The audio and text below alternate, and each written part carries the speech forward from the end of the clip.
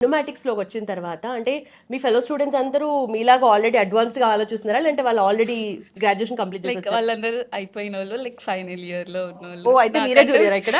Yes, I am junior. Okay. So nice. And Innomatics గురించి ఇప్పుడు join అయ్యే వాళ్ళకి మీరేం చెప్తారు?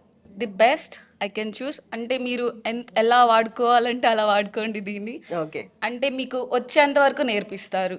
లైక్ పర్టికులర్ కొన్ని ఇన్‌స్టిట్యూట్స్ లైక్ అయిపోయింది వెళ్ళిపోండి అంటారు. But this is not. మీకు ఎంతవరకు కావాలి, మీకు వచ్చేంత వరకు నేర్చుకోండి, వి విల్ అని చెప్తారు.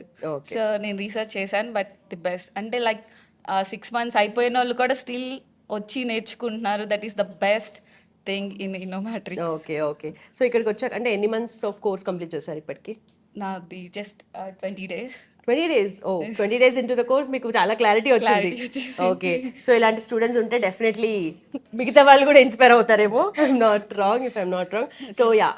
అంటే ఇంత కాన్ఫిడెంట్‌గా మీరు ఉన్నారు కదా! ఇన్నోమాటిక్స్‌కి వచ్చేటప్పుడు డెఫినెట్‌లీ ఏదో ఎక్స్‌పెక్టేషన్స్ ఉంటాయి కదా! ఇది అని చెప్పేసి. అంటే Yes. What are those parameters? Like expectations we will reach అవ్వచ్చు. బట్ వాళ్ళు చెప్పేది జీరో చెప్తారు.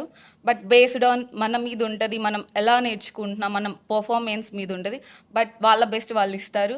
సో మన బెస్ట్ మనం ఇవ్వాలి.